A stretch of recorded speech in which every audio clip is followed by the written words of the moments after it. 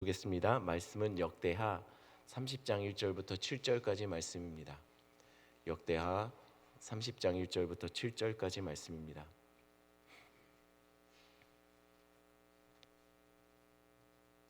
저와 여러분들 한 절씩 교독하겠습니다. 제가 먼저 했습니다. 히스기야가 온 이스라엘과 유다에 사람을 보내고 또 에브라임과 므낫세에 편지를 보내어 예루살렘 여호와의 전에 와서 이스라엘 하나님 여호와를 위하여 유월절을 지키라 하니라.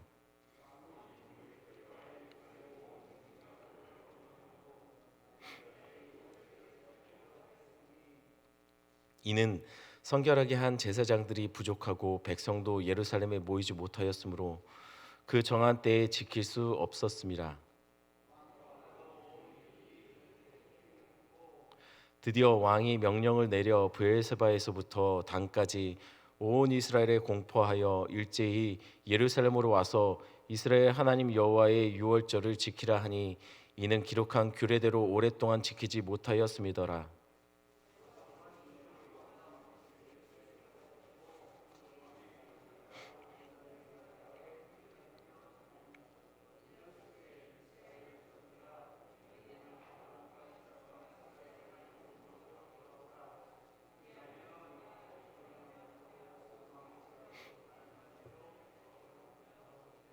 함께 읽습니다. 너희 조상들과 너희 형제같이 하지 말라. 그들은 그들의 조상의 하나님 여호와께 범죄하였으므로 여호와께서 멸망하도록 버려두신 것을 너희가 똑똑히 보는 바니라. 아멘. 말씀 듣기 전에 한 번 더 기도하겠습니다. 하나님, 어려운 때를 살아가며 하나님의 백성으로 산다는 것, 또한 믿음 지키며 예배의 자리를 지켜낸다는 것이 쉽지 않은 시대를 살아가고 있는 이때에 오늘 하루를 또한 하나님 앞에서 시작하는 우리 성도들이 있습니다. 주님 기억하여 주시고 오늘 말씀 들을 때 하나님의 뜻을 깨닫게 하여 주시며 또한 아버지 안에 기도할 때 하나님의 깊은 임재를 경험케 하여 주시옵소서. 하나님의 뜻이 무엇인지, 하나님의 마음이 무엇인지 아버지 하나님 이 시간 우리에게 부어지는 시간 되길 간절히 소원합니다. 인도하시는 하나님 감사를 드리며 예수님의 이름으로 기도드렸습니다. 아멘. 우리는 지금 새벽마다 역대하를 다루고 있고 그 중에서도 히스기야 왕의 시대에 대해서 이야기를 다루고 있습니다. 히스기야 왕은 우리가 잘 아는 것처럼 그래도 유대의 많은 왕들 중에서 제법 괜찮은 왕이라고 그렇게 평가받고 있는 왕 중에 한 명입니다. 히스기야는 왕이 되자마자 제일 먼저 한 것이 있습니다. 물론 국방의 문제, 경제적인 문제, 해결해야 될 문제들이 많았죠. 하지만 히스기야 왕이 제일 먼저 했던 것은 영적인 변혁이었습니다. 그래서 히스기야 왕은 왕이 되자 성전을 정비하였습니다. 얼마나 그 전에 왕들이 성전을 방치하고 더럽혔는지 히스기야 왕은 그 성전을 사용할 수 있도록 정비하고 수리했습니다. 그리고 흩어진 제사장들과 레위인들을 모아 성전을 정결하도록 했습니다. 그리고 그들도 정결하게 하도록 그렇게 명령했습니다. 또한 그는 성전의 더러운 것들, 부정한 것들을 제거했습니다. 그리고 그곳에서 하나님께 제사를 지냄으로 성전의 원래 기능이었던 제사 제도를 정비하게 되었습니다. 그리고 나서 히스기야 왕은 온 나라에 선포하고 시행한 것이 있습니다. 그것이 무엇이냐면 1절 말씀에 기록되어 있습니다. 1절 말씀 한 번 더 같이 한번 읽겠습니다. 히스기야가 온 이스라엘과 유다에 사람을 보내고 또 에브라임과 므낫세에 편지를 보내어 예루살렘 여호와의 전에 와서 이스라엘 하나님 여호와를 위하여 유월절을 지키라 하니라. 다른 것이 아닙니다. 유월절 지키자고 그렇게 온 나라에 편지를 보냈습니다. 그런데 편지를 보낸 곳이 조금 이상합니다. 유다 왕 아닙니까? 그런데 그 편지가 어디로 보냈냐면 온 이스라엘과 또한 대표적으로 에브라임과 므낫세, 에브라임과 므낫세는 북이스라엘의 대표적인 지파들입니다. 그러니 히스기야는 자신의 통치 지역인 유다뿐만 아니라 온 이스라엘까지 편지를 보낸 것이죠. 그럼 왜 이스라엘에게 편지를 보냈을까요? 왜 유월절을 지키자고 그들에게까지 그렇게 요청한 것일까요? 사실 갈려진 나라인데 불구하고 그렇게 편지를 보냈다면 사실 북이스라엘 입장에서는 자극이 되는 것이죠. 불편하게 느낄 겁니다. 하지만 당시 북이스라엘인 추정하기는 이 시기가 시기적으로 볼 때 이미 망했거나 아니면 수차례 아수르에 의해서 침공을 당해서 거의 멸망 직전의 상태, 그런 상태로 추정합니다. 그러니 나라 자체에 명운이 걸린 고통의 시간을 그들은 통과하고 있는 것이죠. 아니, 이런 상황에 굳이 유월절을 지키러 모이자고 하면 되겠습니까? 그들은 지금 전쟁을 하거나 아니면 아예 나라 자체가 흔들려서 쑥대밭이 되어 있는 상황입니다. 그런데 무슨 절기입니까? 절기는 축제이기도 합니다. 이 시기에, 어려운 시기에 무슨 축제를 벌일 수 있겠습니까? 아니, 먹고 살기 힘든데 무슨 예배입니까? 무슨 모임을 가진다라고 합니까? 코로나로 경제도 어렵고 다들 힘든 시기에 왜 이리 다들 교회고 예배를 말합니까? 게다가 히스기야가 유월절을 선포했던 때가 언제이죠? 2절 말씀 한번 볼까요? 2절 말씀을 보면 둘째 달에 유월절을 지키라 선포하고 있어요. 그러니 왕이 유월절을 지키라고 했던 시기는 사실은 유월절을 지키기에는 맞지 않은 시기입니다. 왜냐하면 유월절은 원래 첫째 달 14일 날 드리는데 지금 히스기야 왕은 둘째 달 14일 날 유월절로 정해서 지키자고 했다는 거예요. 한 달이 미뤄진 거죠. 시기적으로 안 맞다는 거예요. 이미 늦었다는 것이죠. 아마 이래저래 정비할 것들을 많이 하다 보니 다 해놓고 성전을 지킬 수 있게 여러 가지 정비해놓고 보니까 시간을 이미 놓친 거예요. 3절 말씀 한번 볼까요? 3절 말씀, 왜 시기적으로 늦어졌는지 함께 읽겠습니다. 이는 성결하게 한 제사장들이 부족하고 백성도 예루살렘에 모이지 못하였으므로 그 정한 때에 지킬 수 없었습니다. 유월절을 지키기에 제사장들이 부족했다는 겁니다. 그리고 백성들이 예루살렘에 모이려면 시간들이 필요한데 정해진 시간에 모일 수 없으니 한 달을 늦춘 거예요. 그러니 어떻습니까? 이거 드려도 되겠습니까? 의미가 좀 다르지 않을까요? 말하자면 지금 코로나로 우리 성탄 축제를 할 수가 없으니 1월 24일 날 성탄 전야를 하고 25일 날 성탄절 예배를 드리자는 거와 똑같은 거 아닙니까?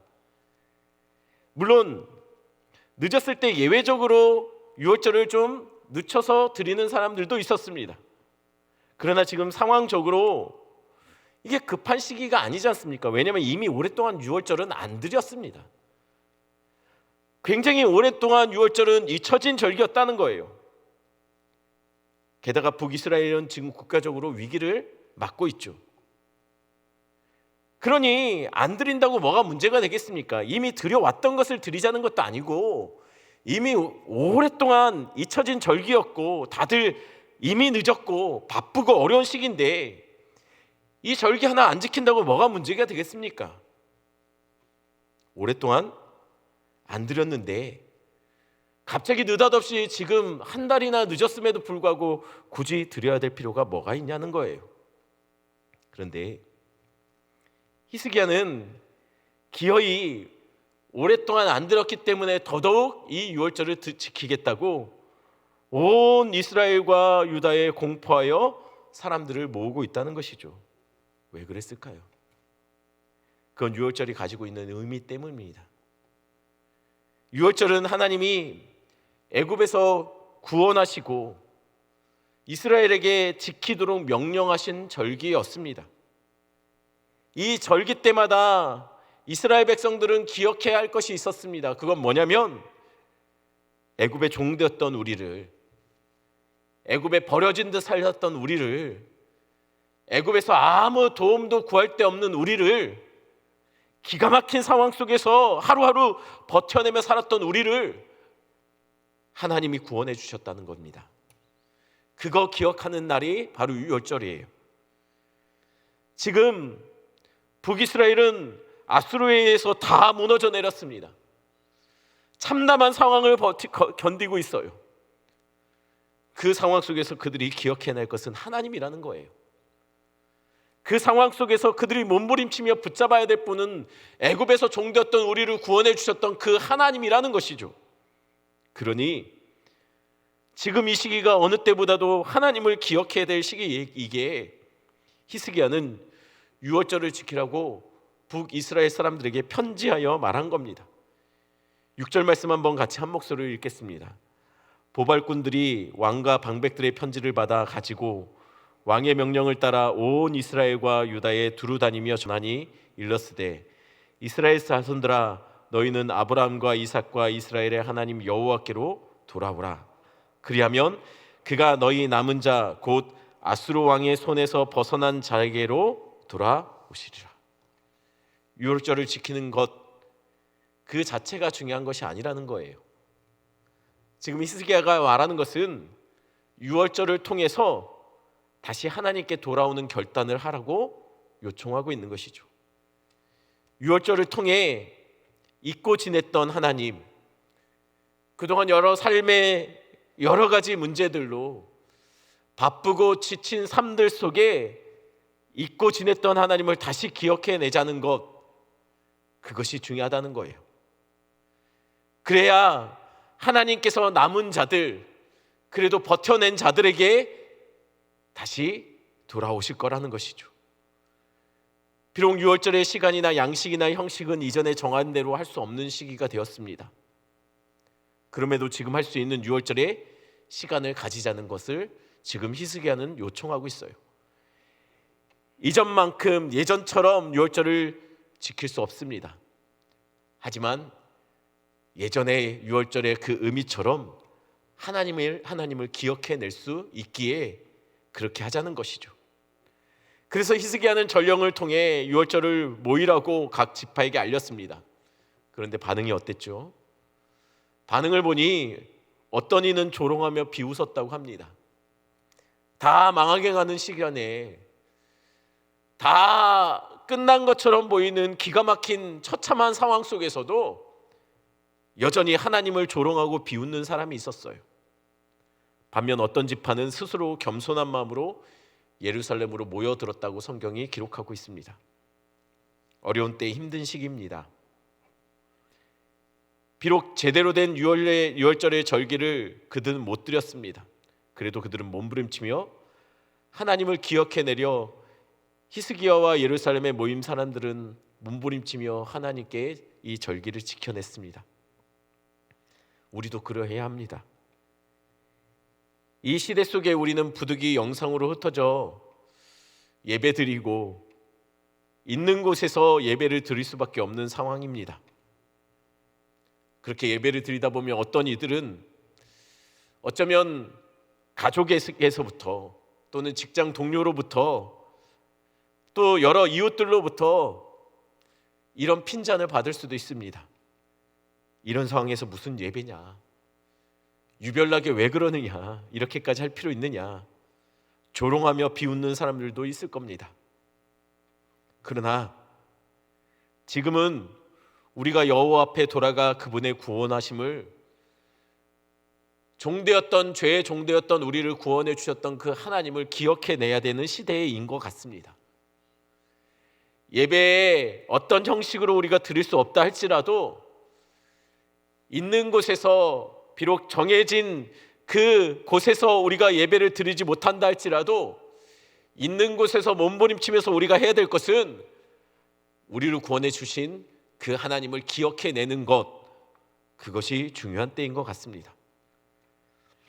하나님은 소돔에서도 죄인의 많음에 관심이 없으셨습니다. 소돔에 얼마나 많은 죄인들이 살고 있었는지 하나님은 관심이 없었습니다. 하나님의 관심은 소돔에 얼마나 하나님의 백성이 남아있는지에 관심이 있었습니다. 이 시대에 하나님도 한국 교회를 향해서 마찬가지일 것 같습니다. 하나님도 한국 교회에 하나님의 백성으로 몸부림치며 신앙을 지켜내는 자들, 그곳에서 여호와께 돌아와 다시 한번 우리의 무너졌던 습관적이었던 예배들을 회복해내는 사람들이 얼마나 되느냐에 하나님도 관심이 있을 거라고 믿습니다. 그러니 우리 성도들 있는 곳에서 하나님이 그렇게 찾기를 원하셨던 소돔 땅의 의인 10명처럼 예배자로 삶을 살아내시고 주님 앞에 존전 앞에 선 자로 몸부림치며 그렇게 하루하루 하나님의 백성다운 예배자다운 모습의 삶을 살아내시는 우리 성도들 되기를 간절히 축원합니다. 말씀 생각하시면서 함께 기도하는 시간 갖겠습니다. 많이 어려운 시대를 살아가고 있습니다. 성도로서 살아간다는 것이 세상에서 그렇게 환영받지 못하는 시대를 살아가고 있습니다. 하지만 이 시간 함께 기도할 것은 그럼에도 한국 교회들이 이 시간들을 거쳐나며 순도가 높아지는 성도들, 신앙의 성도들이 되었으면 좋겠다는 생각이 듭니다.